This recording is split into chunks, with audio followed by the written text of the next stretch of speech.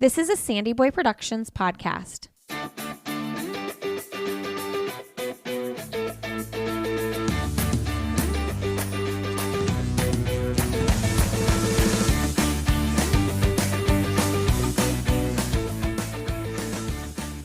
Hey everybody, welcome to All Have Another podcast with Lindsay Hine. I am your host, Lindsay. Thank you so much for being here today. So excited to share a conversation with Amanda Vestri. She is, let me just tell you, she's a very easy person to interview. Had a lot to say about what her goals are with running and how she kind of shifted her mindset recently. I loved hearing the way she talked about her goals and how she views the sport right now. She just ran such a fantastic time and race in Houston at the Houston Half. She ran 67:35. This was just her second half marathon. She debuted in Orlando where she won that race, and she ran 68:12. The story there is she was supposed to run the Valencia Half, which everybody knows is a super speedy race, and she ended up having to pull out of that race because she got injured a few weeks before. So she decided to do Orlando and then Houston, and look where that took her. She was the second American behind Weini and was fourth overall at this race. Man, the half marathon championships in Atlanta in March are going to be crazy. I mean, so many fast women running that race. It's going to be fun to see Amanda and Weini and all the other women that are going to be out there running. I know there's a lot of marathoners gearing up to run who are training for a marathon, but they're going to throw in the half championships. There's a lot of people focused on the half. There's 10,000 meter runners running. Just a wide variety of women and men who will be there. And so it's going to be exciting.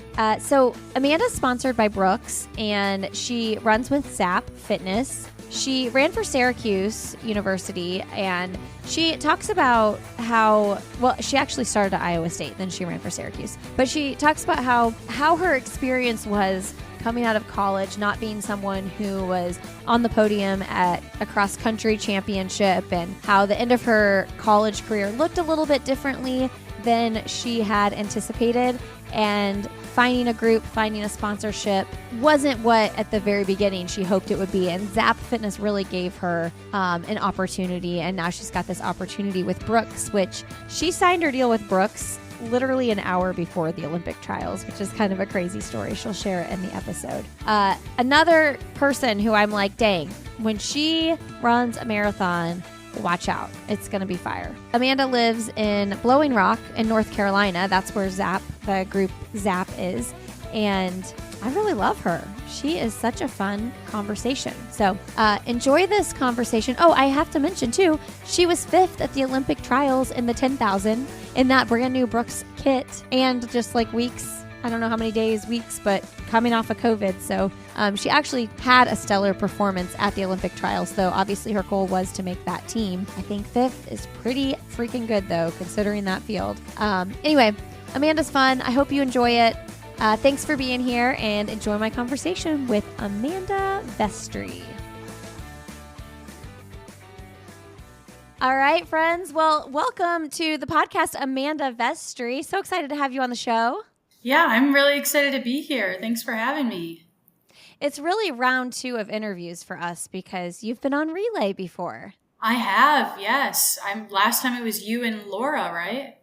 Yeah. Laura Thweet was an Amanda Vestri super fan before you were making all the waves and, like coming in at such a high place in Houston and all those things. So she had you on our radar early. Yeah, she's great. I still remember that to this day. I'm like, man, Laura Thweet, she really believed in me from the get-go. She did. She's great, yeah. And then you really delivered. I know, like, for the Olympic trials, we were, like, really rooting for you to make that team. And I know that, obviously, you fell a little bit short of that goal. But, dang it, 5th place at the Olympic trials in the 10,000, that was really a huge day.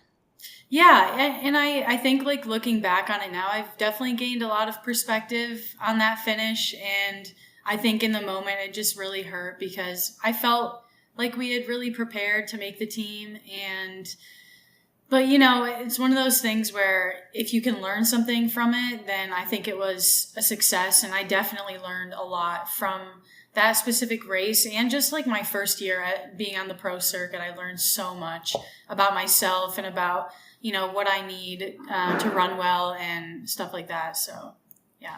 Well, wait, what did you learn specifically from the trials, would you say? Honestly, what I learned, and I think I can speak for a lot of people potentially, but maybe not, is that for me, I can't really key in on one race and make that my definition of a success or a failure. Because I think when I put too much pressure into achieving one certain goal on one single day, it kind of takes the joy out of it a little bit. And I think the reason I was running so well last year in my first year was because I just came in with the mentality of, let's see what I could do at any one of these races. I never had the attitude of like, you have to perform really well at this race because the pressure's on you or people are like looking at you. And so I think coming into this season and now the winter, I kind of took a step back and was like, all right, even when things start to gain momentum, I'm no longer of the mindset that I have to make any teams or that I have to, be at the top of my game at all times. I just kind of go in with curiosity more so than like putting all this unnecessary pressure on myself. Because I find I just perform a lot better when I'm having fun with it. And, like my teammates at ZAP, they're really good at reminding me that too. Like specifically Andrew Colley, like Tristan, they are both very like fun-hearted people, and they kind of like bring me back to like, okay, this is supposed to be fun. This isn't supposed to be like super scary or anything. So, yeah. Do you think that I know you haven't dived into the marathon yet, and we are all very excited for when you do.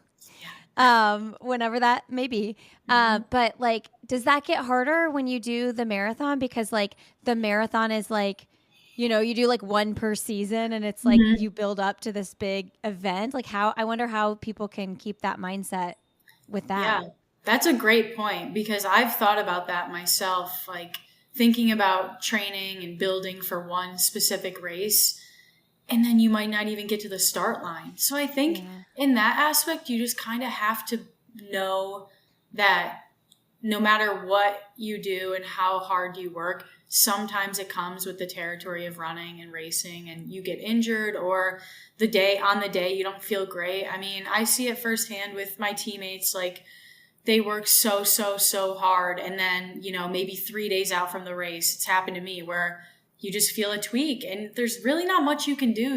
Like you can do all the PT work and all the strength training, and sometimes it's just not, the cards are not in your favor. So yeah, I think the marathon is a little bit more of that.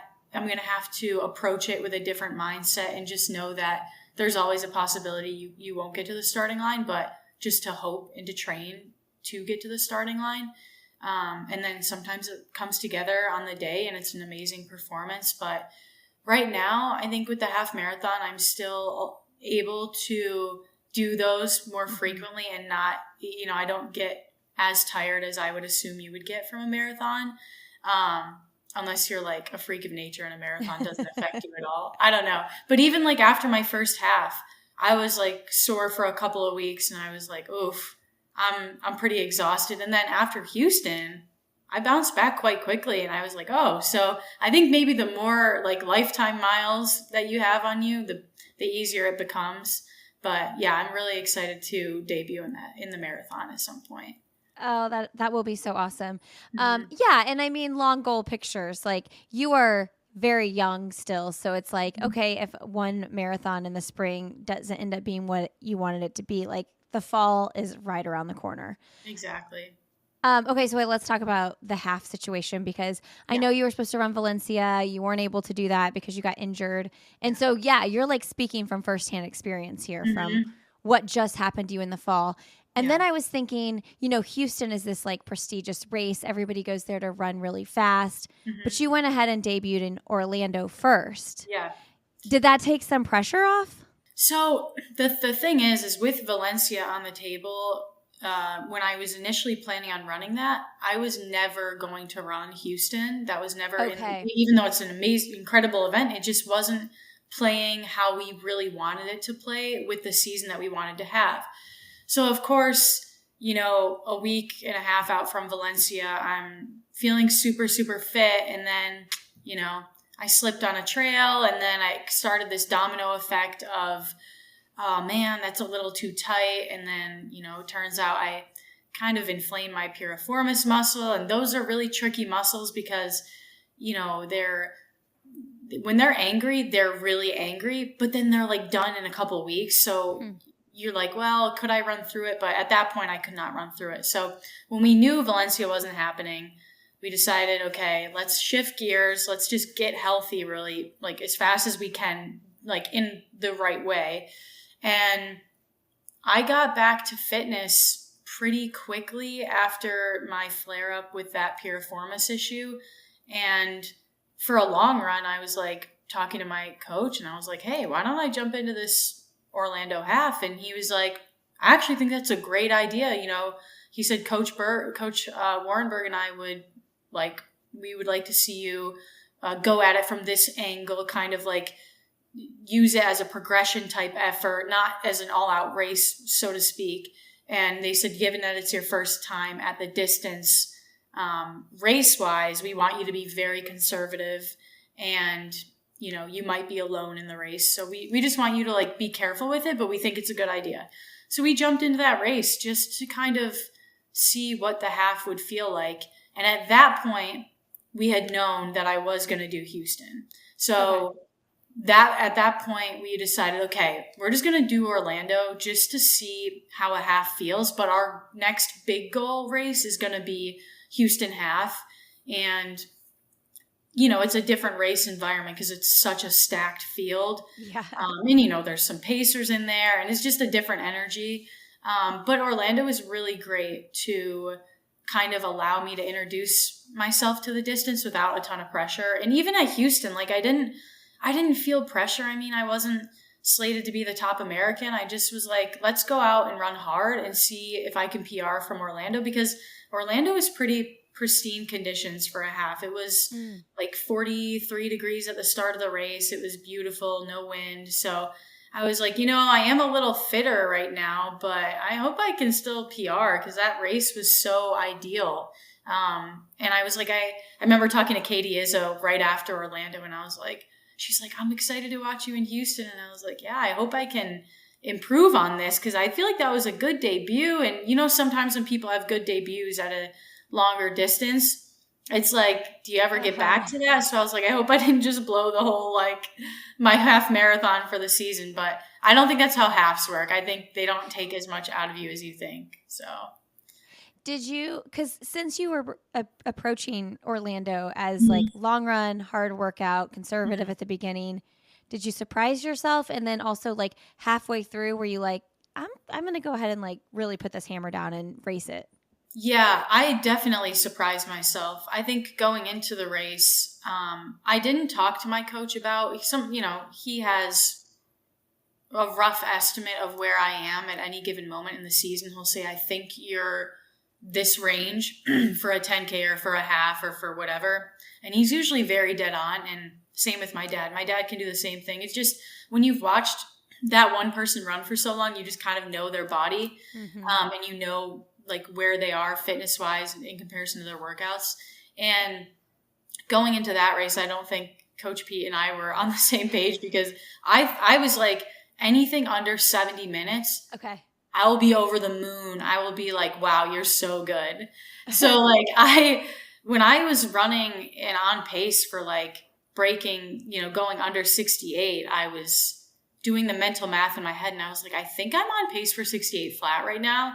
And I was like, just cool it and just relax here. Don't go any faster. Don't press and just kind of ride it to the finish. Because at that point, I didn't know where the line was in the half marathon. I was like, I hope I don't blow up at mile 11. There's still 2 miles to run. So yeah, but to your point, I did go out and just feel it out at first. And then I got more excited as I kind of was doing the math in my head every split. I was like, wow, this is going to be a good race. And I crossed the finish line and I was 68-12 or 68-13. And I was very happy with that. Yeah.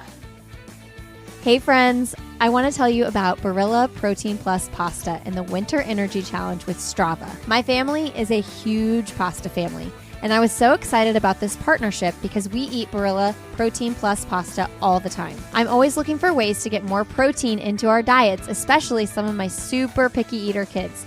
And you can easily increase your protein intake with 17 grams of protein per 3.5 ounce servings of Barilla Protein Plus pasta. Actually, my kids request the protein pasta. They think it tastes better. I think it tastes the same. They think it tastes better though. This is the pasta taste you love with the energy you want. And it's made with 100% plant-based protein from lentil flour, pea protein, and chickpea flour, making it a good source of fiber as well. So go grab the yellow box of Barilla pasta next time you're in the grocery store. Put your energy to the test and take on Barilla's Protein Plus pastas. Winter Energy Challenge this February on the Strava Fitness app. It's free, and all you need to do is simply complete 10 days of movement for your Barilla Protein Plus pasta reward. Terms and conditions apply. Sign up at strava.com/Barilla. Back to the show.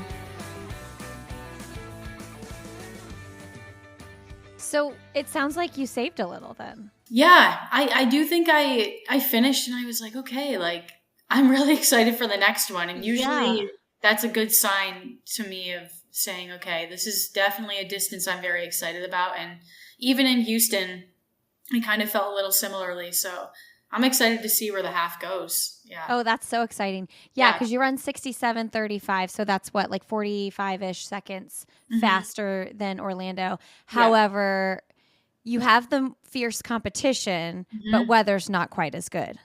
Yeah, I mean, I distinctly remember in that race, Nick was pacing me for 67 flat. He wasn't just pacing me though. I believe there was a couple other Americans who wanted to be paced at that. I personally went into the race not wanting to be paced that fast. I was more comfortable around 67:20 because I thought that's where my fitness was. And I just saw the weather and I was like, you know what, I'd rather go out a touch slower.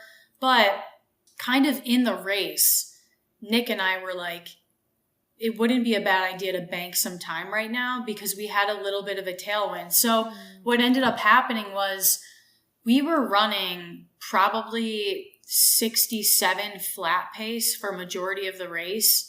And then we got to, I want to say it was 8.5 or 9 miles. You go around this, you like loop around this water spigot or water fountain, and the wind just it was horrible. Like it just blew you right in the face. And thank God for Nick, because I was kind of like using him as, okay, just stick on to him and like, you'll be fine. You can get through this. But I am glad we banked those early miles, but I think I might have paid for it a little bit because, 67 flat pace, I don't know, that's like 5:07s maybe, 5:06, I'm not sure. But it was a hot pace from the gun, especially in those cold conditions. And with like 2 or so miles to go, I think the cold really started catching up with me because I couldn't feel my hands anymore. And I take a couple gels through the race. I know a lot of people don't, but I do fuel in the half because I find that it just helps me mentally. And I remember sticking my hand in the pocket and I couldn't, like my hand was so frozen, I couldn't grab my gel. And so at that point I was just like, I'm holding on right now. But it wasn't from an aerobic standpoint. It was more from like, oh, I'm freaking out right now because I'm really cold and I need to finish this race. And I talked to Erica a couple days ago about it, and she said even more so in her marathon, like she was like, I'm ready to be done right now because I'm really cold, and it's weird when you're out there for that long and you're not in a lot of clothes and your body's not meant to do that. So yeah, that was Houston. Do you have gloves on? I did have gloves on, but I had like the throwaway gloves, like the very lightweight gloves. And for me, I mean, I run in mittens when I run because I can't have my fingers being separated. I need them like together to stay warm. But you can't really wear mittens in a race like that because then you're not going to be able to grab your gel. So my hands were never warm. And in fact, the first thing that happened when I finished the race was I like talked to my agent and I was like, hey, I might need medical on this hand because my hand was starting to burn. Wow. Because I think I might have gotten some sort of frostbite on it. but it was burning really bad. And I was in a lot of pain just in that one hand. And it went away, but I was like, that is too cold for me. Ow. Yeah. Nick, who's Nick that was Nick, so do you know Callie Thackeray? Yes. Yes, that's her husband. Is it Hager? Yeah. Yep. Okay. I don't know how to pronounce it. Hager? I know, I'm not did he sure. used to run with NAZ? I definitely know the name. I think he did run for Hoka. Okay. I think he did run for Hoka. But yeah, so they're married, and he told me, I didn't really know who he was. And then he's like, I've paced my wife. She's run like 221 before. And I was like, oh, like, so you and your wife are very good, obviously, like, you know what you're doing. And yeah, I was so happy with how he did. He did fantastic. And I was even like, hey, when I do my marathon, hopefully he would be open to doing some pace work for that, because he was excellent. And I felt very comfortable running with him. Oh, that's so great. So was he hired through Houston? I believe so. I didn't personally hire him. He was just kind of assigned to a pace. That group. And he was like, hey, he came up to me right before the gun went off, essentially. He was like, hey, I'm pacing you. We're going to go out at 67 flat. And I was like, all right, let's do it. I'm game.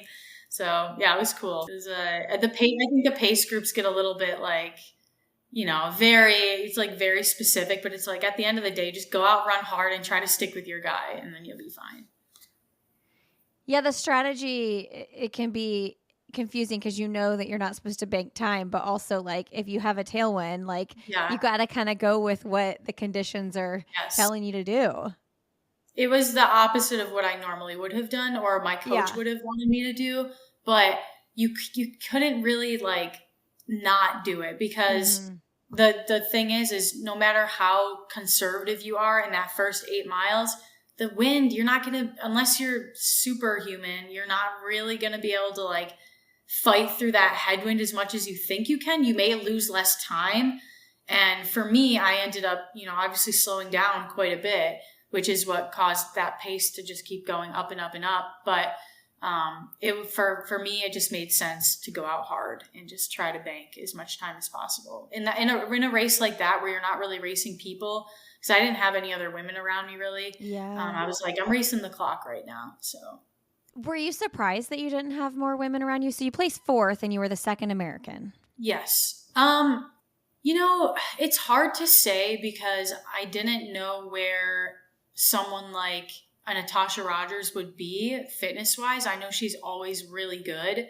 So I thought potentially Natasha would be with me a bit longer. I heard kind of like through the grapevine that Taylor Rowe might be, potentially up there. And I was like, that's great, because, that was her debut, and I think she did a wonderful job in her debut. So, and also it's her first pro season, so she's doing great. But I thought there would be a couple of girls up there with me for at least a little bit. Lauren Ryan was there. Jessica Warner-Judd was there. I thought for sure, I was told that those two were 100% going to be up there. So I was a little bit surprised, just because there was such a deep field. But I think, everyone's at a different point right now, fitness-wise in their season. And I think I was probably at an advantage, having already run a half recently. So yeah, that's just kind of how it played out. And I was just so glad that the other sub-elite men started with us, because it was just helpful to have bodies around you in general. I think even if I didn't have a pacer, it would have been a lot harder had the guys not been in there. Yeah, even if you didn't have your pacer, you had enough guys around you that you weren't alone. Just no women. women. Even some of them were like, hey, do you want, like, talking to Nick, hey, do you want me to go next to you so we can block the wind for her? Like, so like they were really awesome. I love that. Yeah, so it was definitely a great experience for my first like really, stacked half field. So now that you've taken this mindset of like, I'm not putting all my eggs in one basket, like I'm not hanging like happiness or whatever it is on these one races, then do you walk away from this race that ended up being quite a success? Like, how do you emotionally handle that success? I think as much as I don't like put all my worth in running anymore, I think I'm also still very hard on myself, like analytically from a data point of view, because I know, and I talked to my coach about it, fitness wise, I really was 67:10, right around there. And on a great day, possibly sub 67 minutes. So just looking at it from that point of view, it wasn't a perfect day by any means. Like my race wasn't perfect. It was still solid, but I did walk away with a little bit kind of like, well, I wish I would have gotten as much out of this race as I could have, just because it was lined up in such a way that, like, you know, you've got the pacers, you've got everything you need besides the weather. You got everything you need to perform really well. I would have liked it to be a little bit faster, but we go back to the drawing board and we look at what can we do to change those last 2.5, 3 miles. And that's what I'll do. You know, I'll go back and talk to my coach about it and see what I did right, what I didn't do so well. But yes, coming out of that race feeling healthy and feeling like very excited for the next half, I think it was a successful day overall. I feel like the only thing you could do is talk to God and be like, hey, I need you to cut the wind, buddy. Yeah. I was like, come on, dude. Seriously, like, slow it down for us. Slow it down a little bit. Get the wind out of here. Yeah, exactly. But, you know, I'm super grateful to just walk away from the race healthy and feeling like itching for more. You know, there's nothing worse than like finishing a race being like, yeah, that was it for me. That's the ceiling, you know? So yeah, it's good. It's good to leave a little bit in the tank, I think, sometimes, unless you're at like the Olympics or something. But yeah. So did you talk to Weini at all after the race? So I talked to her a bit before the race. We were at the press conference together, and she's so funny. She was like, I'm usually taking a nap right now, so I'm very sleepy. And I'm like, I feel you, girl. Like, she's like, you know, I was like, why don't you just call off the press conference and tell them you're going home? No, but I talked to her a little bit before, and I knew she was gunning for that American record again. So props to her for just crushing it again.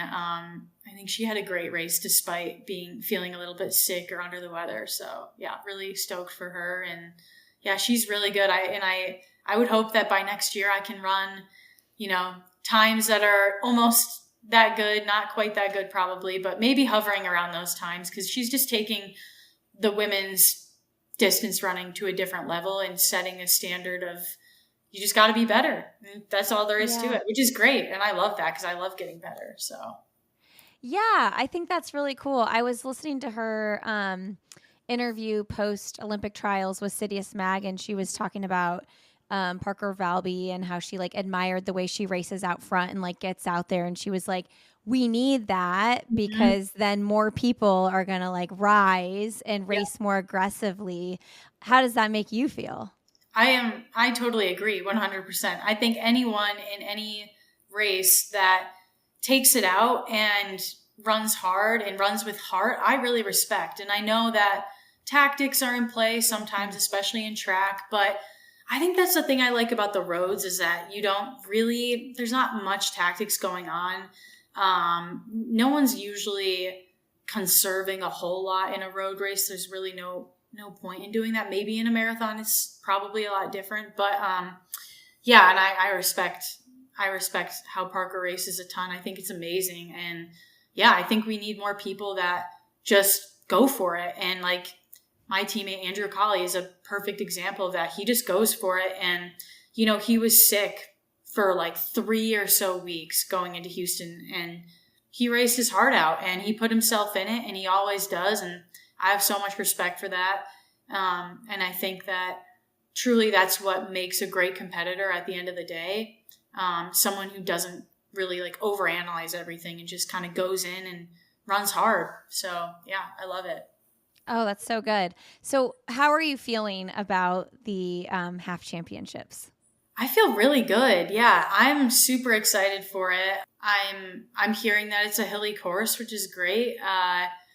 Yeah, I will be preparing for it a little bit differently than Houston just because of the hills, but I think it'll be a good opportunity to focus more on, you know, really racing a half instead of just time trialing a half, because obviously there is a difference. But yeah, I think it's just going to be a gritty kind of race, and it's a half marathon, which is good because it's not like, I think it's going to serve like a cross country type runner a little bit better.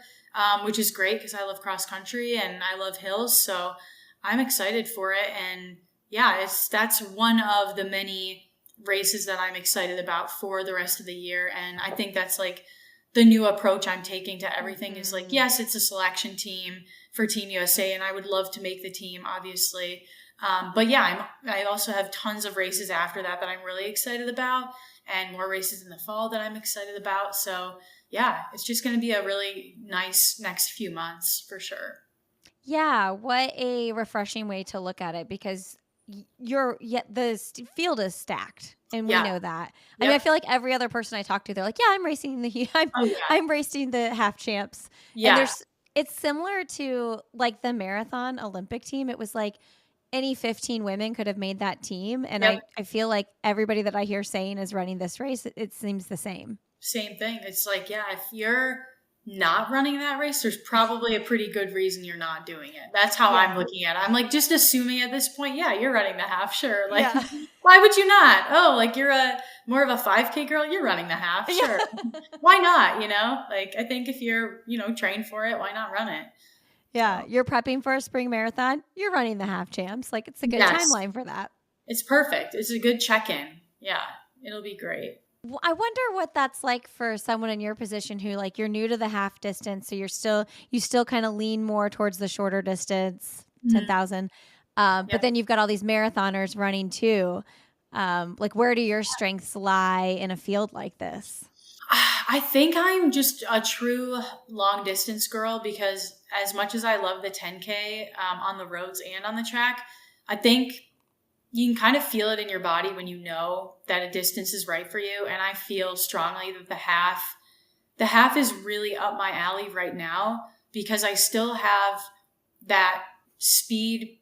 I have that strength-based speed right now still, because I train very much like a 10K half, like more of a 10K to half runner, because my mileage is a little higher, versus a marathoner who's coming down. They can just go all day. They have so much strength. But I think the better you are at the marathon, unless you're a Safan Hassan anomaly, the better you are at the marathon, the less sharp you are, I think. So it'll be interesting, because there's pros and cons to coming from the 10 half and then coming down from that marathon strength, because both have a lot of benefits. And I think it's just about the person in general and how they're specifically wired to run. And for me, I think I'm very wired to run a certain pace for a certain period of time, and I can hold like a little bit of a faster pace for a long time.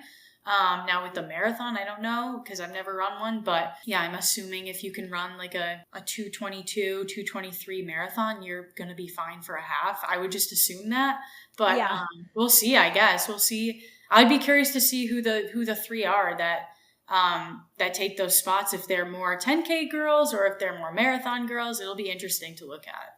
Man, I mean, we are excited for when you take this marathon eventually. In a year, in 2 years, in 3 years, whenever it is. It'll be within a year for sure. Oh, nice. Oh, good to know. Hey friends, big news from longtime sponsor Previnex.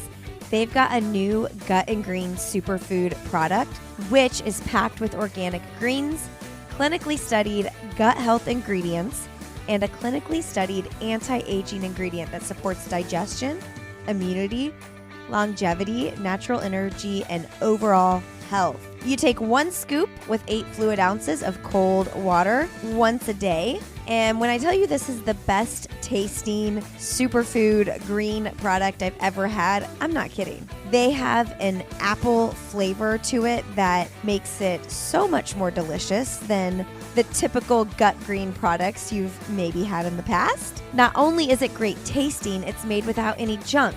No gums, no sugar alcohols, or artificial anything. The thing about Previnex is they care so much about the quality of their ingredients, and more than anything at all, they care about bringing health to your life. So if you want to check out their Gut Green product, I highly recommend it.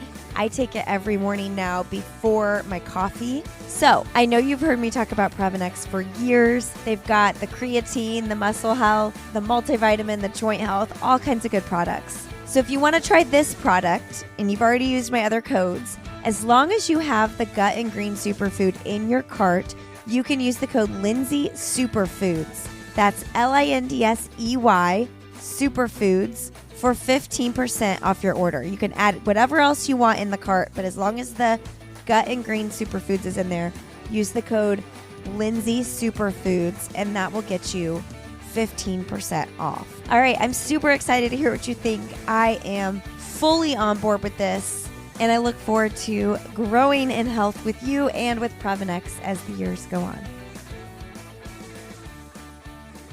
I know that we have to wait on announcements for things, but are there any races that you know you're running that you can share other than the half championships?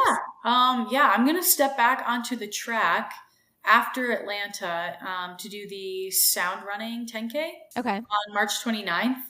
So yeah, the half marathon will be a nice one last big long effort, and then we'll hit a couple track sessions and then try to get as close to that world standard as possible.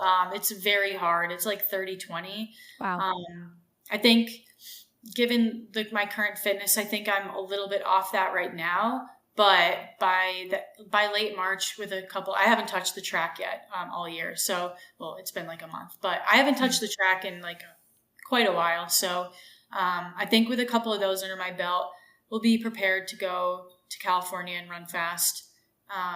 But yeah, I don't ever want to stray away from the 10K really until I'm way older. So yeah, I'm definitely excited to get back on the track. I was potentially going to do a indoor 5K, but at BU, but we decided against it just in the interest of getting back into a routine of training. It's just, I've been traveling quite a bit the past couple of weeks. So we're not going to do that, but definitely the 10K on tap after Atlanta. Yeah, I don't want you at an indoor meet before Atlanta because I don't want you getting sick. I know. Yeah, that's a big thing. I've been stay at the indoor meet. All my teammates just got over their sickness. Thank God I did not get sick. Knock on wood. But it is what it is. I mean, I got COVID right before the trials. It's just happens. It happens to everyone. So you can't control it. Yeah, no, it's true. You shouldn't obsess over it. Yeah. And that's crazy that you were getting over COVID right before the trials, and then you placed 5th at the trials. It was so tough. My coach was like, "You're not okay," and I was like, "No, it's fine. It's fine." Yeah, I mean, in a performance like that, you can't walk away from the 10,000 anytime soon. No, I love the 10K, and there's so much left to be uncovered in that event. I truly feel. I'm not ready to give it up yet, and I do like the 5K still. I have a special place in my heart for the 5K. So I will touch that on the track, definitely this spring. But I am the type of runner who I think the more diverse my profile is with all distances, I just think the better athlete you can be. That doesn't mean I can rip a mile all out and run an elite level mile, but I do think it's important to be sharp in all of your respective distances that you race, so if I'm doing the half and I'm doing the 10 and I'm doing the 5, I really want to be well versed in all of those. Cause I think, I was talking a couple days ago to someone, we were talking about the trials, and the 10K trials is a 1500 meter specialist event. You need to be 1500 meters sharp to make an Olympic team in the 10K. You have to, you need to be a very good 1500 3K runner. And I think that's just kind of been the pattern for the women's teams, the women's track teams the past couple of years. Is it's not a time trial. It's an all out sprint the past the last 3-4 laps. So yeah, if we want to make a team at some point on the track, I'm going to have to dive into that a little bit more. You can't be having to break 4 minutes in the 15. Yeah, I don't think that's ever going to be on the table, but I think at least, being able to run a respectable 15, you have to be able to run a respectable 15 or a 3K to make that type of team. Do we need Safan Hassan to do a master class on this? She probably should. I think she is such a good athlete. I don't know how she does it, but she is incredibly talented. And I just think her post-race interviews are so funny. She's like, "I don't know why I'm doing the marathon. This is awful." I'm that's probably what everyone feels after their first, they're either all in on it or they're "That was awful. I don't know why I subjected myself to that." my God. And it's just you forget about that pain so quickly and sign up for another. Yeah, it's probably like childbirth, right? Yes, like, that's right. Yeah. You're like, oh, this is awful, but then I could do it again. I could do one more. I could do one more. Go one more. Yeah. What is your 5K PR? It's from Brian Clay last spring, 1513. Okay. Yeah. And do you know your 1500 PR? Oh gosh. Is it from college? I haven't run a 15 probably since my freshman year of college. I told my coach when I got to Syracuse, one thing he can know about me is I will never run a 1500. I said I'd rather quit than run a 1500. I'm just like, so we are planning on running a mile or a 1500 this year because my coach and I have for our own personal reasons, we just really want me to run like a fast 1500 and to break the ZAP record. Like we have to do it. And that's something I need to do before I stop running, which is going to be a long time from now. But while I'm still young, I need to run a fast 1500. So we are going to do it this year. Yay. We were going to do it last year. There was no time. This year we are doing it. Mark my words, mark your calendars. I will be running a 1500. Are you going to do it in you're not going to just do it in an unorganized way? You're going to sign up for a race. It's going to be a race. It'll be a race. I will sign up for a race probably when I get it's probably going to be what's going to happen is I'll take a little bit of a break in the spring after the half and the track. And if I get the world standard, all that. And then as I'm coming back into fitness, we'll use some sort of 1500 as a fitness checkpoint. So it might not be the fastest, but I think I always love to race to see where I am because I just love racing.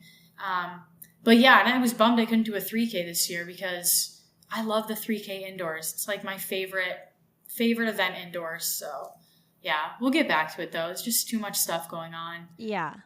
Got it. You have to learn what's more important, like the training or the racing. So yeah. What is the ZAP 15 record? It's 4:17. Okay. You can do it. I think I can do that. I believe in you. Some people don't believe in me. Some people do. Don't believe I can do that, but I think I can do that. I think last year take some bets on this. We need to make it fun. We should bet on it. I think you would laugh at my 800 PR. It's I'm so sure I've run faster than this in a workout, but officially my 800 PR is from high school. I believe it's a 2:20. Nice. One or something. So nice. It's yeah, Chris Chavez just ran 2:18 or something the other day, and I DM'd him. I was like, you're officially faster than me in 800. So I'm trying to think what my 800 PR from high school was. I think it was 2:30 something. Yeah, but it's always from high school. When you're a distance runner, yeah, you should be. It's a fast time. It's just when you compare it to girls who are casually running. 2:15 in high school now. Yeah, and they're running, or they're pros that are running 2:02 at altitude or 2:03 at altitude. I'm how are you doing that? But what I think, listen, if you're gonna race the 15, you should just throw in an 800 somewhere. Or we should get it sanctioned so that you don't have to actually do a race and run with the girls running 158. Yes, or they can count my halfway split through the 15, my 800 split, because I'm listen. I don't know if I could do 2 all-out efforts like that. That'd be crazy hard. I would be bleeding in my lungs probably. Yeah. Okay, so I want to talk about ZAP, Blowing Rock, Yep. Brooks. Yes. Because when you were on Relay, I feel like you hadn't announced your Brooks partnership yet, or had you just announced it? No, I was not sponsored by Brooks at that point. Okay. I think, did we talk right before the trials, a couple weeks? It must have been. You had done that race in London. Yes, correct. So I was not even talking to Brooks at all. This all came really, it came in a very odd way. I signed with Brooks about an hour before I lined up at the Olympic trials, on the track. Wait, I forget. Were you in their kit? I was in their kit. It was the first time I'd ever worn a pair of spikes or shoes from them. That's just how contracts work sometimes, though. And, so what happened was when I got to Eugene, I was talking to my agent. My agent had been talking to a few different companies who were a little bit interested after the 10K performance at the New York Mini. So what ended up happening was I had a meeting with Garrett Heath, great guy, and we just really clicked. And I think my personality kind of meshed with what they were looking for. And, him and Josh were kind of working out a deal, and we were like, we're doing this. And I really liked Brooks. For me, I think a big selling point was the people who ran for Brooks and who run for Brooks. I just looked up to them so much. And I think, even like after this Brooks event that I just went to, I think I'm even more reassured that like literally everyone there is they're like my type of people for sure. Like just very down to earth people, not super flashy, but very good at what they do. They work very hard. They all love the sport so much. And yeah, I think Brooks is more of a perfect fit than I first realized when I signed with them. Cause I didn't know so much about Brooks. I didn't really know about any brands, but, now looking back on it, it's just the absolute perfect fit for me in all honesty. And yeah, I'm just so happy to be working with them. And yeah, it's just been really great for the first, few months or whatever that I've been with them, or it's about, I don't know how many months it is now. I'm bad at math, probably like half a year now, but yeah, for 6 months. Yeah. I mean, they're having a moment right now. They are having a moment. I like walked in on, I was talking to Clara Nichols. She's like our athlete manager at Brooks. And I was talking to her. I'm like, hey, I just got to the hotel. Where are you? And she's like, I'm up here with Erica and we're taking photos for Emily's announcement. And I was like, Emily? I'm like, the only first thing that comes to my mind is like Emily Vendors. Cause I know Emily Vendors. And I'm like, well, Emily's with Nike. What are you talking about? And she's like, you'll just have to see. And I was like, oh. So I like went upstairs to where they were and I see Emily Infeld and I'm like, oh my God, it's Emily Infeld. And she like comes and gives me a hug. And I was like, wow, this is such an amazing surprise. And, I've looked up to Emily for as long as I can remember. She's just such a talented person. And she's an amazing athlete, amazing person, probably the nicest woman I've ever met in my life. She is so sweet.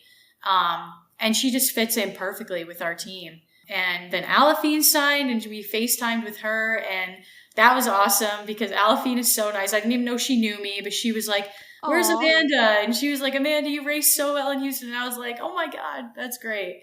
So yeah, Brooks is popping off right now for sure.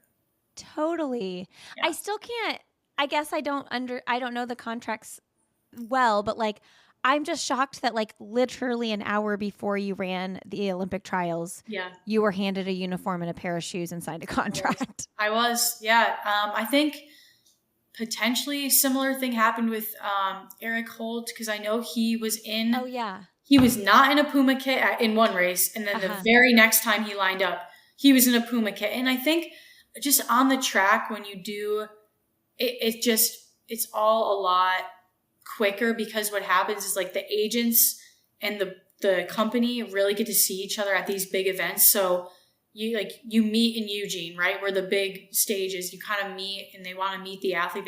They don't just want to like give you a contract. They want to meet the athlete, know that they vibe with the athlete.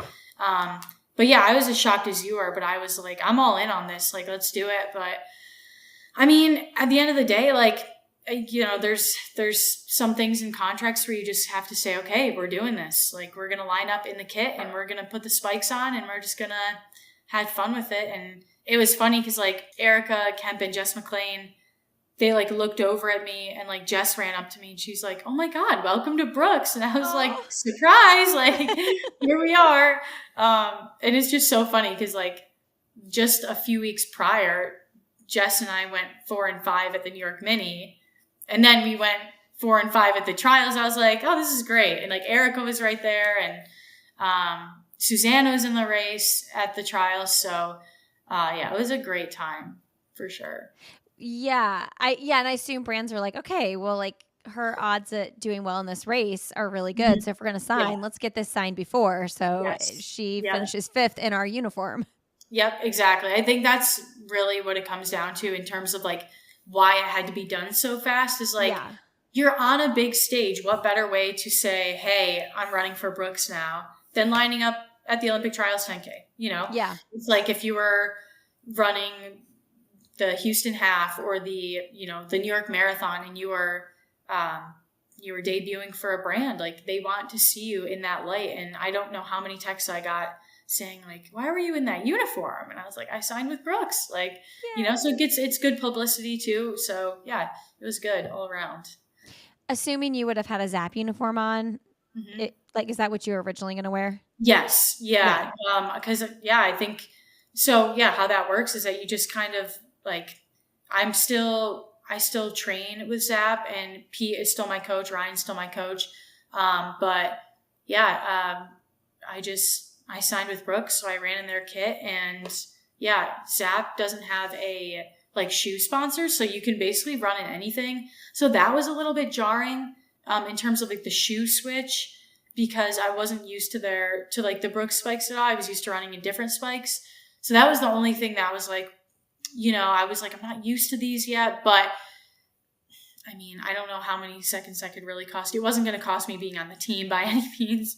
I think if anything, I was a tiny bit overstimulated with just like all the excitement, because I was very excited, and like, how could you not be? It was my dream come true to be sponsored by a shoe company like that.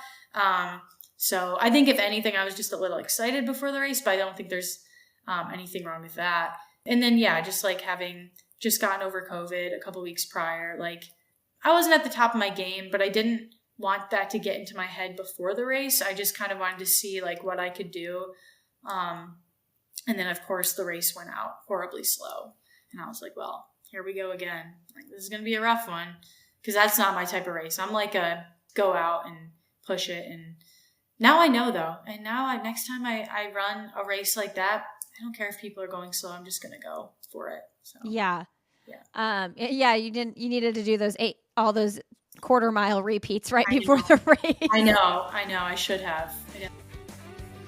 All right, friends, we have a brand new sponsor that I am so excited to tell you about, and that is Maui New. Now, this is the healthiest red meat on the planet. Maui New offers the only 100% wild harvested meat that's completely stress-free and responsibly sourced. So these animals are 100% wild, free to roam and choose their own diet, but they're also destructive.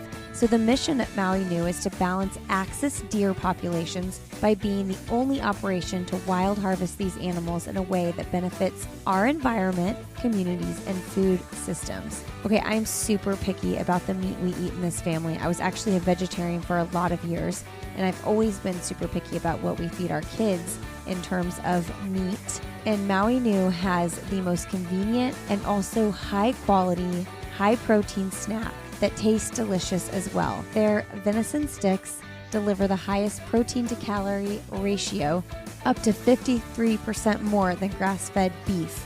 They're loaded with essential nutrients, vitamins, and healthy fats. They also taste really good. They're perfect for in-between meals, pre- and post-workout, traveling, and adding high-quality protein to your diet. I feel so good about putting these in my kids' lunches as well. Maui New Venison is offering I'll Have Another listeners a limited collection of my favorite cuts and products. But supply is limited by the nature of their work, so don't wait.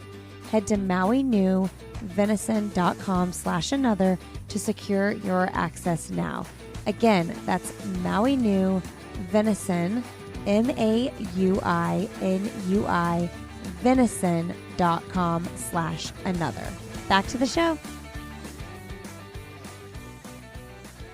So for people that don't know that part of your story, in college, you didn't have the opportunity to win an NCAA title because you had been injured. And then, I don't know if these are your words, but like, if you don't come out of college winning some sort of title or whatever, like it's a little bit harder to get picked up by a brand. So talk about your experience with that and how you kind of like worked through like, hey, I know I'm good enough to do this. I'm going to keep going. Yeah. So really it all started my fifth year. I was the fittest I'd ever been. I ran for Syracuse University, and 3 days after it was 3 days after, no, it was 3 days before we were leaving for NCAA's cross country the fall of 2021, I want to say. I had just run the Northeast regional meet. I won it by like 20 some odd seconds. I ran amazing on a very tough course in Boston. And I was the fittest I had ever been. And, you know, at the time, Coach Bell and I, my Syracuse coach, we were talking, and, you know, I really felt as if I could finish top 3 at the NCAA cross country meet. And I thought that would be the beginnings of, okay, this is your doorway. This is where you step into potentially being sponsored post-college. Even if you don't win the cross country title, if you're in that top 3 position and you have a really good track season, you're in a good spot to be at least considered by brands. So unfortunately, I got a sacral stress fracture right before the NCAA meet, and I was in a really bad spot. That one was a really hard one to swallow because I had put all my eggs in that basket, and I thought like that would be my moment finally to just really like showcase what I had been training for. And it didn't happen. And I ended up not racing again for months, like for 14 months. Wow. Not because of like the injury per se, but because after that injury, I had dealt with some like adductor issues, and I didn't have an indoor season. I didn't have an outdoor season. I was not fit. I could not, like, as much as I tried to cross train, like that sacral injury was really tough on me. And so I ended up deciding with my coach, with my coach's input, that I would take a 6th year, which I never really wanted to do. I wanted to be done by a 5th year. I thought that's plenty enough time to be in college. You don't need to be here for the 6th year. He talked very honestly with me about it, and he was totally correct. He was like, listen, unfortunately in this sport, there's a level of recency bias. Like if you haven't done something recently, it's going to be a lot harder to get sponsored. And I called Paige Stoner, who is a Syracuse girl. Now her name's Paige Wood now. But so I called Paige to get her advice, because she was kind of my go-to gal for like post-college running stuff. And she just said, hey, Amanda, like, I agree with Coach Bell. I really think you should stay another year. If you can, do it. I would highly recommend it. So I did. I stayed another year. I did not have cross-country eligibility, which is why I was so hesitant about staying, because I only had indoor and outdoor eligibility. So I decided to come back for a 6th year, and I was first team All-American in the 5K and indoors and in the 10K and outdoors. And while that's like really good, it still was not enough for brands to be knocking down the doors for me. So as much as I was so proud of myself for coming back that 6th year, I was so happy that I came back. I loved being with the girls. Even though we didn't have cross country, I still saw them all at practice. So it was really fun. But yeah, there was not a lot of interest in me coming out of college. So the chip on my shoulder just really developed from there. I was like, you could do as much as you think you need to do, and it still won't be enough. And Pete Ray, my coach, reached out to me that summer heading into my first pro year.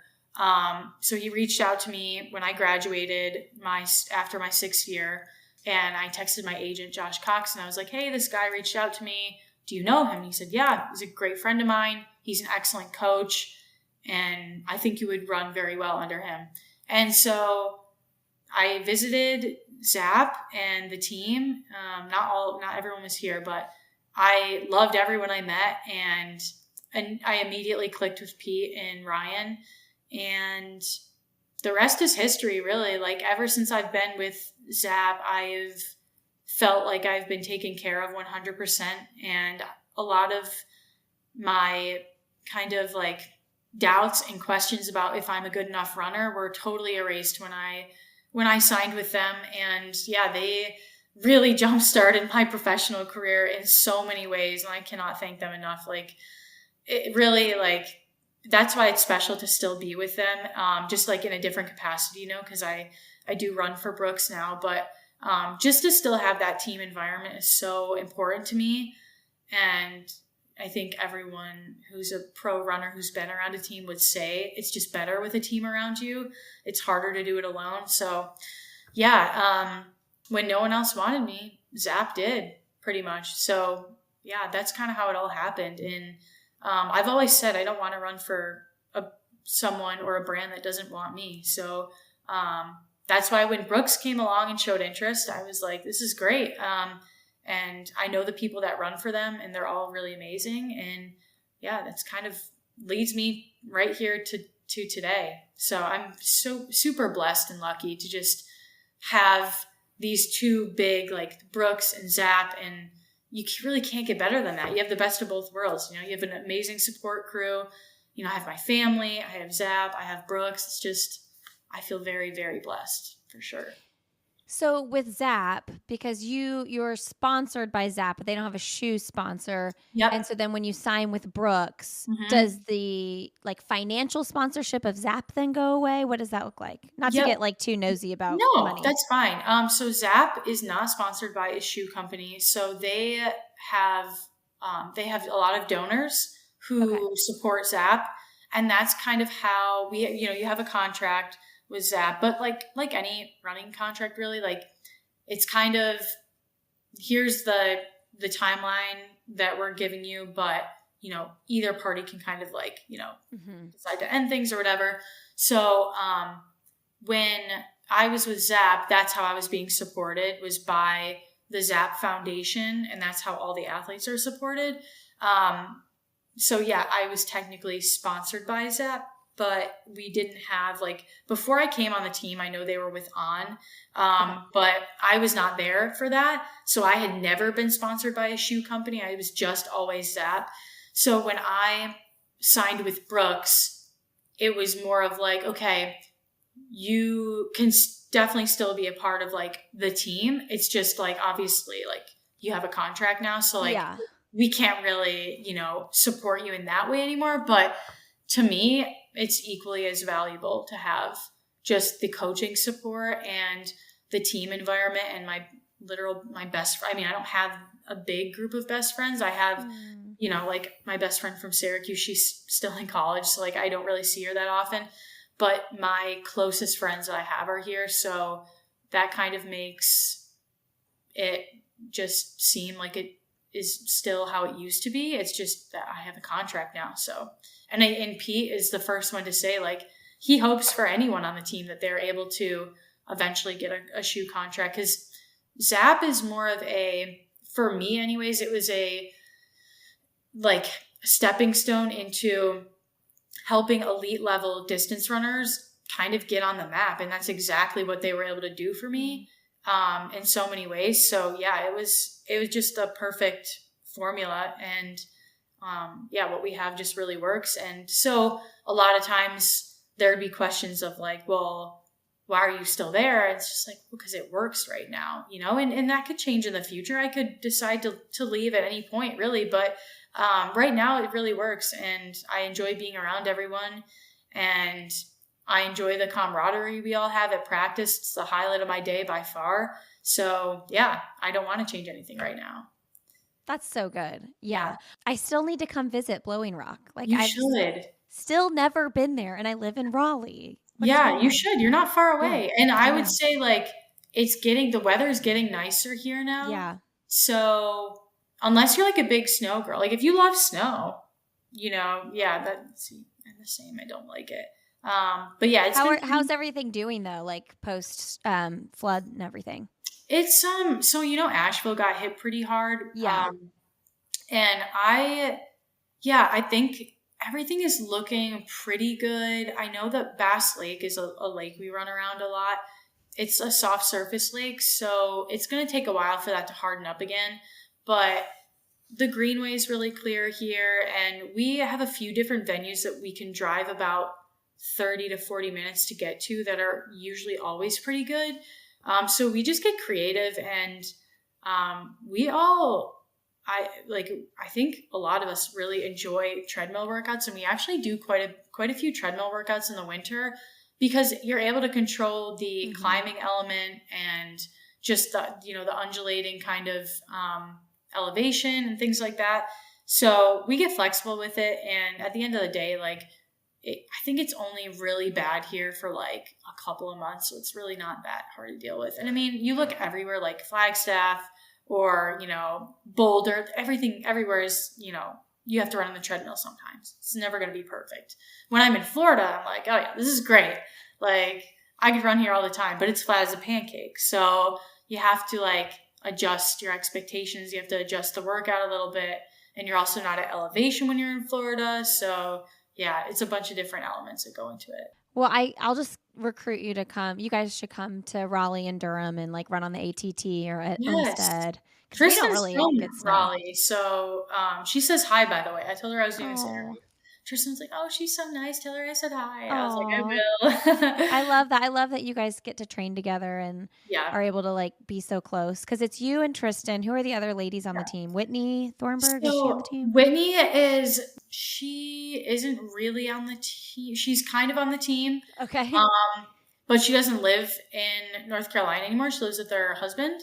Okay. And so I believe she is coached by her husband now as well. But she's still very much ingrained in the ZAP like community. And she's just, she's great. I think once you're a part of ZAP, you never really you never want to let go of it because it's like, that's your community. That's your people. So from my point of view, I would say it's myself, Tristan, Whitney from a distance, and then Anne-Marie Tuxbury, who's actually my roommate. She's like my best friend in the world. She's great. But yeah, she just killed it at CIM. She just got 4th. So close to going under 2:30, but was that a debut marathon for her? No, that was not her debut, but it was her, like she had a rough string of like injuries and sicknesses and hiccups and things like that. So for her, that was definitely like a pretty solid showing. And she's getting excited. I think she's going to run a really fast marathon at some point in Canada, maybe. So we're going to see about that. But she just needs to get in a race where she doesn't have to do all the work. She could just follow a pacer and just really tuck in because she's very capable of running a very, very good time. She just needs to find the right race to do it. Mm-hmm. So I feel bad that I didn't know that wasn't her debut. Oh no, you probably have to keep track of so many people. So I totally get it. Yeah. Tristan, same. Like I think she's doing Boston. So obviously I think I saw that. Yeah. That's more about, grinding the whole way. Like you're not going for time in Boston. I'm sure there's people that could run fast in Boston, but I was talking to Tristan the other day after Houston and I was like, I'm going to pace you for a marathon or for a half marathon. And we are going to run an insane time because Tristan's another one where she does all the work, but I find that she's like, for example, if she does a half, it's like in the lead up to a marathon. Mm-hmm. So she's not like super specifically focused on the half. She's more of like the longer, a little bit slower stuff. But I just so badly want to be her personal pacer for like a marathon for a half. Or like a half. Yeah. For something I want to be like, hey, stick on me. I'll take you through like 18 miles. It'll be a really hard day for me, but I'm willing to do it for you. Cause she's just like on the cusp of having her breakthrough moment. And she's like is her PR like 225, 224? She's 225 marathoner. Yeah. I remember that was on like a day for her that she was like, I wanted a lot better. So like the fact that was not a great day, I believe she can run 223 in America. Absolutely. On the right day and on the right course, one that's not super hard. And I was like, I would love to be a part of like trying to help her do that. Or, I don't know when we'd be able to fit it in the schedule, but we talk about it and I'm like, dude, we're doing this. But see, I love that you want to do that because I feel like most pros would be like so serious about their own career that they'd be like, oh, I can't try to puzzle piece that into my schedule. I mean, it would be a really solid workout for you, so it'd be good, but I think like on this team, we're just very like, if there's any way that you can help someone and it's not hurting what you're trying to do it, and so much more fun. It's so much more fun. I remember in high school, like sometimes I would help some of the girls in a race try to get like some sort of standard. Like there's honestly probably nothing more fulfilling aside from like maybe winning something big for yourself than helping your teammate. It's so good. A different feeling. It's amazing. So I would absolutely love to, if Pete was like, hey, we're going to do this, we're going to make it into a really hard, long workout effort, and you're going to help your teammate, I'd be like, let's do it. I'm game. You know, we would have to pick a time where it doesn't interfere with, you know, logistically with things. Right. But yeah, I mean, Tristan's like one of my favorite people. So I was like, yes, I would love to. Like, if I could, I would love to help her in any way. I don't even know if she would need me, but the option is there. So. And then you hop on a city bike or something and get to the finish line so you can watch her finish. Exactly. Unless I'm like super confident and I'm like at 18 miles, I'm like holding on by a thread and I'm like, I was way too confident for this. I'm done. Like, I'm done. I can't. I can't even get on the city bike. I know. I'd be like, yeah, girl, you got how many miles to go? Like 8 miles? Text me when you finish. Text me when you finish. I can't go longer. No. No, it's a really good, I think that's a really good point to make to everybody listening too, that like we make running so much about ourselves, which obviously for the pros, like that, this is your job, but like if you can find a way to give back in some way, it makes everything so much more fulfilling. Like if you're in a season where you're like, I do not want to grind to marathon train, no matter how fast or slow you are, like go pace a half if pacing is like something you're capable of, because it's so fun to like, it is. Finish that race with people who like that was their goal to reach that time, and you can lead them to it. So if you're looking for a sign, people, to pace, here it is. Here it is. Help someone out. Go pace that 2-hour half marathon group or 2:30 or whatever it is. Yeah. Nothing more fulfilling, I think. And I mean, like the guys on my team, you know, especially early on, they would hop in and pace me for harder workouts. Josh Azuski, he was like a training partner of mine for a while, and he would double back and do my workouts with me. And, you know, maybe there was some benefit for him, but it was mostly beneficial to me. So, you know, I like to think, you know, I've been given so much over the past couple of years. Like I would love to help out in any way I can. And not that anyone needs my help, but it's on the table, and you love to see your teammates doing well. So, yeah. Oh, it's so good. Okay. We'll wrap up with End of Podcast here. I'm so excited for you, so happy for you with that debut, and I can't wait to cheer for you. Thank you. At the half championships and all the other races. Mostly the 1500, I think. Yeah, I think the lesson from today, watch out for my 1500. I'm coming for those 1500 people. So not oh, that's good. Yeah, move over 1500, ladies. Okay, what is something professionally or personally you'd like to do that you haven't done yet? Personally, I have a really weird goal that I want to take my parents on a really nice vacation, because we're like, my parents are like my best friends, like two of the people I'm closest with. I would love to take them on a really nice vacation. That's personal. That's so good. Professionally, you know, just keep connecting with people. I guess I have been doing that, but being a part of Brooks has like opened my eyes in many ways to all the professional runners that I haven't met yet. And like this weekend, a highlight for me was meeting Emily Infeld and just learning the personality behind the Instagram or whatever. She's amazing. And I think it's just really unique to meet the people that you look up to and that you've been following their career for so long. And I just hope to meet more of those people and just kind of like learn their stories a little bit more, because that's, your connection just grows so much stronger when you really know the people that you're paying attention to. So. Okay. I love both of those answers. One, I'm like, how do I raise kids that want to love me as much as Amanda loves her parents? Yeah. So maybe I just need a masterclass from your parents. They are phenomenal. I mean, I'm sure you seem like you're a great person and a great mom. So I don't have any advice because you're doing a great job. But I will say that quality time and just my parents are just like my biggest fans. So there's not much to, you know, I'm very grateful for them. And they show up. My dad especially, like he just shows up for me in all my workouts. He like rides a bike next to me a lot when I'm running. So just little things like that really matter. And, just the text from mom, like just checking in on you. How are you? Or like, her picking up at all hours of the day when I call. There's like this funny video or like reel or something on Instagram. It's like when your mom doesn't answer your call and you're like screaming. It's like, that's how I am when my mom doesn't answer me. I'm like, what are you doing other than being my mom? Like, so, this is your job.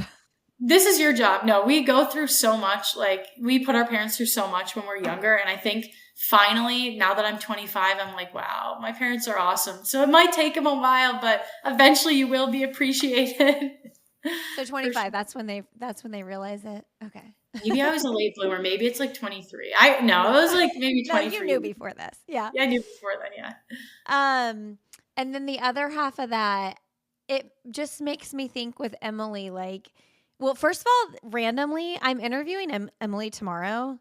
Are you really? Yeah, which I actually just like emailed her because I hadn't had her on the show in probably a few years, a couple years at least. And I didn't even know she had signed with Brooks, but I emailed her and I was like, hey, like, do you want to come back on the show? And then the next day she announced. So I was like, oh, fun. We'll have something exciting to talk about. Yes. But to me, I always think about this, like, it's crazy that the first time she was on my podcast was 2016. And you were like, what, like 14 years old? Like, well, not that I was 17 probably because my birthday is September 1st. So so like 17. Yeah, I was like 17. Yeah. And so like now in 2025, I'm interviewing you and like, you are what Emily was when I first interviewed her, Gosh, not quite as good, but yeah, hopefully one day. Yeah. Because when did she get her medal? She medaled at the World Champs in 2015, I think. 2015. Okay. So yeah. Geez. Maybe, who knows? Maybe I'm getting a world medal this year. Yeah. You're just going to follow in those footsteps. You called it. You heard it here first, folks. But I'm just thinking like young girls that might listen to this podcast, like the age group of your age group that might have listened to Emily, and now think of the women who are listening now who are they going to be in 6 years, 7 years, It's crazy because I never, for as much as I look up to people like her, it never even crosses my mind that potentially there's someone out there that might look up to me. So it's just but it's a weird feeling because you just never think that way about yourself. But then I look at someone like her or Kira D'Amato or Jess McLean or Erica Kemp, and I'm like, tons of people look up to you guys. And so it's just weird to try to not feel like try to feel like, okay, I am that and I can be that. You have to like try to embrace it. I've just always been like, slightly self-deprecating in that way. Just, you just don't take on that role, I guess. But yeah, I think she does a great job of like just bringing everyone in and like sharing all the stuff and just giving people an inside look of like, what does it look like to be a professional runner, signing a new contract in the middle of your career. Like she's, 34 years old now. So she's well into her career and she's already done amazing things. And yeah, I just think it's really cool to see that Brooks is, signed her and Alfine. I think it's the two most perfect additions to the team possible. Just a really good move by Brooks overall, for sure. I totally agree. I'm so excited for both of them and for Brooks for having them on the team. Yeah. Yes. I mean, like I said earlier, like, man, Brooks is having a moment and I think they're making some really good decisions right now. Absolutely. Okay, what's the best, most recent book you've read? Ooh, I just finished, what was it called? It's literally sitting over there on my nightstand, but I'm not going to get up, and I don't remember the name of it because I have no idea what it's called, but I'm currently reading this book called Just the Nicest Couple by, what's her name? Mary Kubica. Sounds like a thriller. It's a thriller, yeah. My favorite author, though, Ellen Hildebrand. She writes novels based in Nantucket. She is the best author of all time, in my opinion. Her and Mary Higgins Clark. Love Mary Higgins Clark. So, two favorite authors. I've read every single one of Ellen Hildebrand's books from start to finish, all of her series, and then Mary Higgins Clark. Every time I finish one, my Mima sends me another one because my Mima has all her books. So my Mima got me into Mary Higgins Clark. So yeah, I love her too. What's your, like, how many books a year do you think you read? I probably read a good book a month. Like, I'm not Okay. crazy good reader. I'm pretty slow at reading because, like, if I'm not totally into it, your brain is like a little squirrel brain. I have to like go back and reread a page. But yeah, I try to read as much as I can. My morning ritual is like waking up, either like sometimes I'll do like a Bible reading, or I'll just read a book and then, have my coffee with that. So like, that's like my time to really be to myself. And that's usually when I get my reading done. Me too. I like extend that period way too long though. Like this morning I was like, you are giving yourself a time limit. You have, well, you need to give yourself the time though. I know I need both, but like especially I get with a little kids, right? How many kids do you have? I have 4, but oh my gosh. Wow. You need the time. I get excessive though with my reading. Like I'm trying to be better. Like this morning I was like, you can read for like 20 minutes and then I actually did that and I got a little work done instead of like, and I felt better and more productive. So. Yeah, that's good. And you have to get the kids off to school then after. Well, my oldest leaves for school by like 7, but he just like gets himself out the door. He's 12 and he's pretty independent. Like he's efficient. Wow. He walks out the door. He walks up to the neighbors and rides his bike with them. And then my other 3 go to school. We leave about 8:45. So it's that window between. Yeah, they start pretty late. So it's that window between when the first leaves and the little ones go. Nice.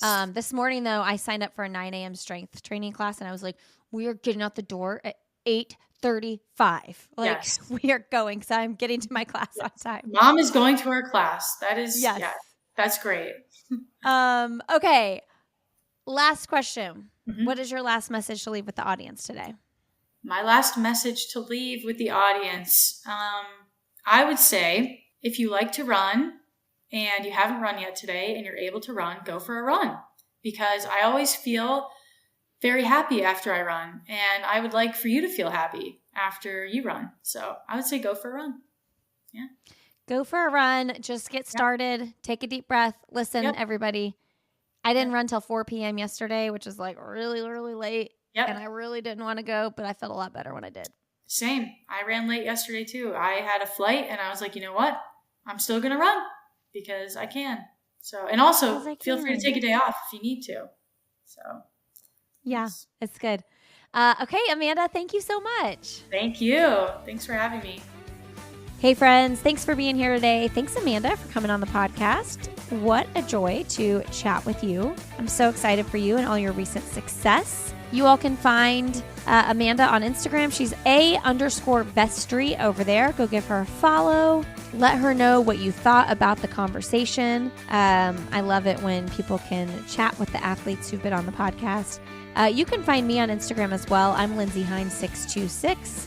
You can learn more about this show and all the shows in our network at sandyboyproductions.com, as well as my personal website is lindsayhine.com. I've got training plans and information about what I'm up to over there as well. I so appreciate all of you. Thanks for being here, and we will see you next time on I'll Have Another with Lindsay Hine podcast.